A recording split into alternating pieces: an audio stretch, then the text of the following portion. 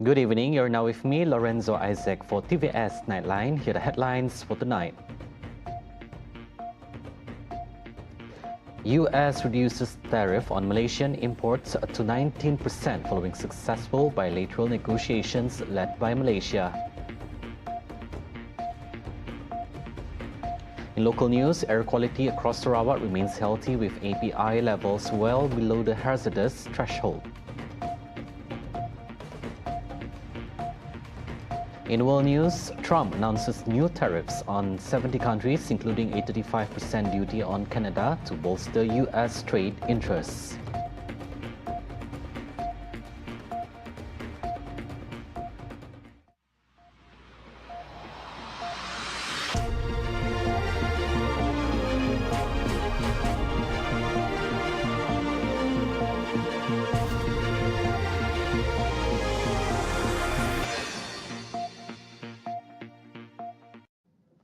The United States is imposing a reduced tariff of 19% on Malaysian imports effective today. The revised reciprocal rate is lower than the initially scheduled 25%. Among ASEAN member countries, Myanmar and Laos face the highest tariff rate at 40% each, followed by Brunei at 25% and Vietnam at 20%. Malaysia, Cambodia, the Philippines, Thailand and Indonesia are each subject to 19%. Now, Singapore is subject to a base tariff of 10% with no reciprocal tariff. Yesterday, Prime Minister Dato Sri Anwar Ibrahim announced that he phoned US President Donald Trump to discuss the tariff issue in the spirit and principle of free trade. Meanwhile, Investment, Trade and Industry Minister Tengku Dato Sri Zafrul Abdul Aziz described the tariff reduction as a big achievement, crediting Malaysia's thorough and strategic negotiating efforts. Tengku Zafrul stressed that Malaysia stood firm on several non-negotiable issues, securing the 19% tariff rate without compromising its sovereign right to implement policies that support socio-economic stability and growth. The Kuching North City Commission, DBKU, and Kuching South City Council, MBKS, have been urged to move swiftly in embracing the digital and technological era in tandem with current global developments. Sarawak Premier Dato' Peninggi Tan Sri Abang Johari Tun Openg stated that Sarawak is now ready to become a leading digital economic powerhouse in the region to achieve inclusive, responsible and sustainable socio-economic development.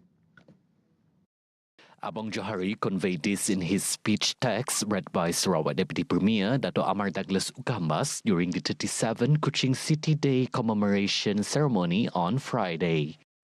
Saya menyeru DBKU dan MBKS menyahut inspirasi ini agar terus signifikan dan relevan dengan keperluan digital untuk menyesuaikan diri bagi meraih manfaat era digital. DBKU dan MBKS perlu mengubah interaksi serta persepsi dengan orang awam, termasuk dasar penyampaian, pemantauan dan penilaian. He further added that DBKU and MBKS play a vital role in making Kuching a livable and beloved city in line with the theme of the 37 Kuching City Day celebration, Smart Unity City Towards a Sustainable Future. This theme also aligned with the aspiration of the Sarawak government, particularly regarding sustainability. On the 29 May 2025, we launched Sustainability Blueprint 2030, which outlined 10 strategic thrusts, 48 strategies, and 111 actionable plans to drive Sarawak transition to a green and low carbon economy.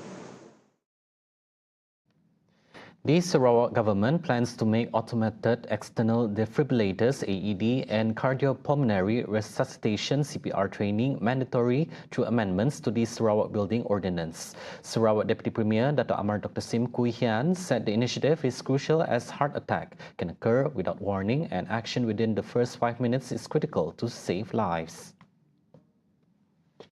Ideally, as many people should learn how to do CPR as possible because it's the most common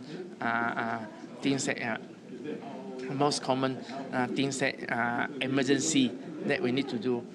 because someone collapse, right, within 5 minutes, right, if you don't save them, right, even later on you get the heart rhythm back, but they may be brain dead, so they become vegetables. According to him, CPR helps maintain heart and lung function while ensuring oxygen supply to the brain, whereas AEDs are needed to automatically restore abnormal heart rhythms. On the cost of AED units, Dr. Sim, who is also the Minister for Public Health, Housing and Local Government, said basic equipment can be obtained for under 4,000 ringgit, a reasonable investment for public premises, including hotels.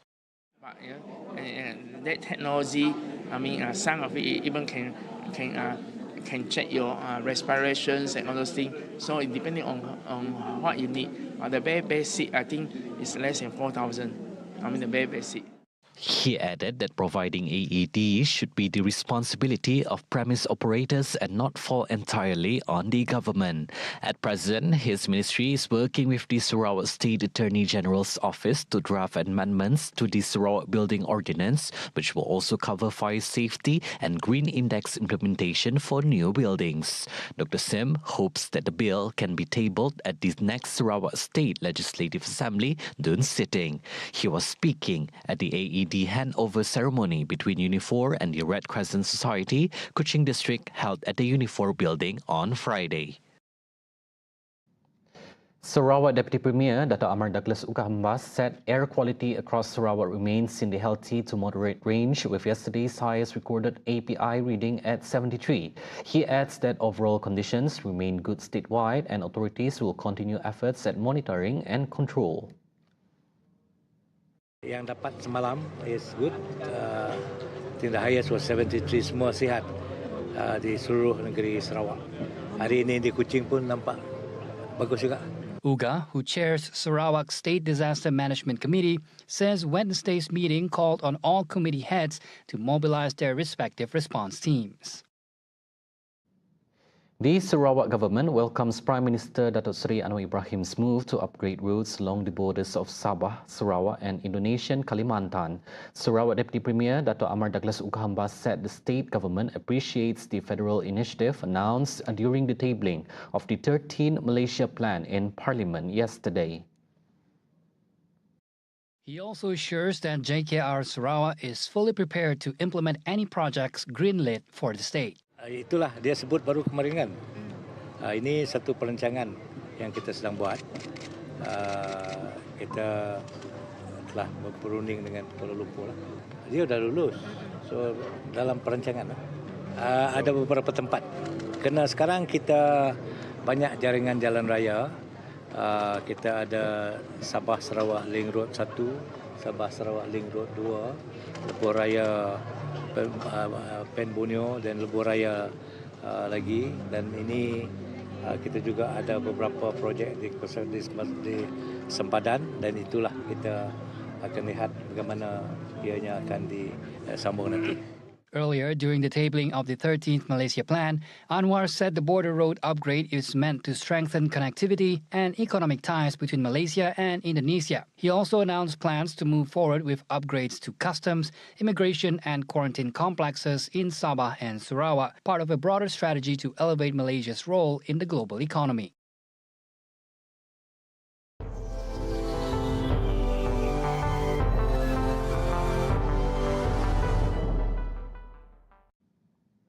World News. U.S. President Donald Trump unveiled new tariffs on nearly 70 countries, including a blistering 35% on neighbor Canada, as he seeks to reshape global trade to benefit the U.S. economy.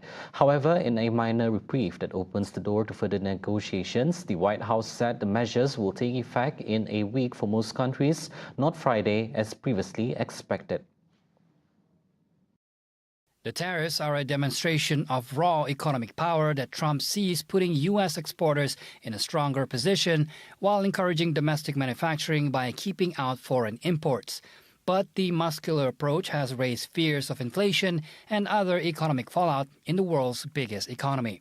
Those who managed to strike deals with Washington to avert steeper threatened levies included Malaysia, Vietnam, Japan, Indonesia, the Philippines, South Korea, and the European Union. The tariff on Taiwanese products was revised down to 20% from 32%, but its president Lai Ching-te vowed to seek an even lower level. In Southeast Asia, Phnom Penh and Bangkok welcome news that they each face a 19% tariff, down from initial threatened levels of 49% on Cambodia and 36% on Thailand. Britain also reached a pact with the U.S., although it was not originally targeted by higher reciprocal tariffs. Notably excluded from the drama was China, which faces an August 12 deadline instead, when duties could bounce back to higher levels. Trump separately hiked tariffs on Canadian goods from 25% to 35% starting today. He had warned of trade consequences for Canada after Prime Minister Mark Carney announced plans to recognize a Palestinian state at the UN General Assembly in September. United States President Donald Trump's envoy, Steve Witkoff, will inspect aid distribution in Gaza on Friday amid global pressure on Israel to halt military operations and address the escalating humanitarian crisis. According to the White House Press Secretary Caroline Leavitt, Witkoff, who met Israeli Prime Minister Benjamin Netanyahu last January, will visit distribution sites and meet local residents on August 1st. Special Envoy Witkoff and Ambassador Huckabee will be traveling into Gaza to inspect the current distribution sites and secure a plan to deliver more food and meet with local Gazans to hear firsthand about this dire situation on the ground. The Special Envoy and the Ambassador will brief the President immediately after their visit to approve a final plan for food and aid distribution into the region. Meanwhile, German Foreign Minister Johann Wadephul, also in Jerusalem, warned of mass starvation in Gaza and urged Israel to act swiftly. In vielerlei Hinsicht stehen der Nahostfriedensprozess und letztlich die ganze Region an einem Scheideweg. Israel läuft Gefahr, international immer weiter isoliert zu werden. Ich sehe es als Deutschlands Aufgabe an, alles dafür zu tun, das zu verhindern. Gaza Civil Defense said 58 people were killed in Wednesday when Israeli troops fired on a crowd around 8 trucks. According to Gaza health authorities, over 60,000 have been killed since the conflict began. Those were the updates on TVS Nightline. We leave you with a recap of the Sarawak Premier's recent official visit to Jakarta, Indonesia, where he accompanied the Prime Minister for the 13th Malaysia-Indonesia annual consultation. I'm Lorenzo Isaac. Thank you for watching and have a good night.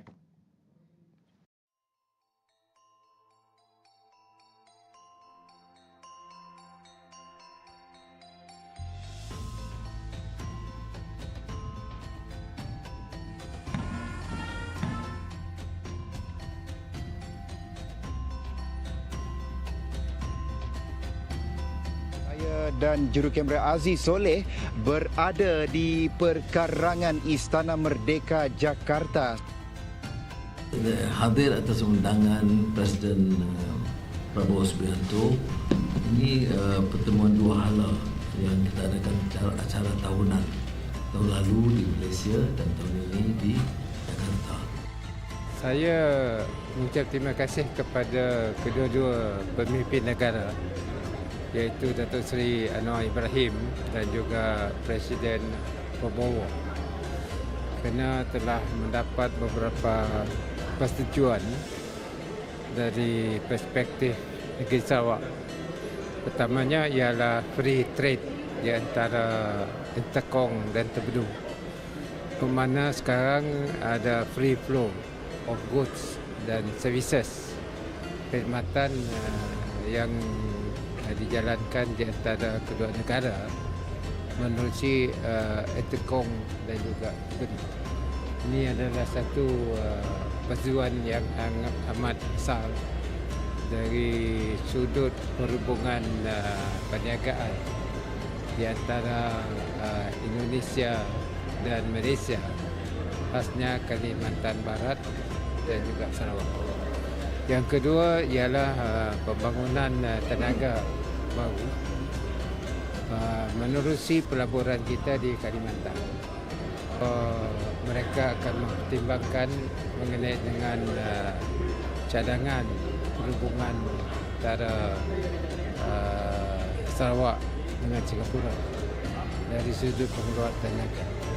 Dan saya harap satu keputusan akan dibuat untuk Singapura Sarawak dan Sarawak Singapura tenaga yang kita hendak.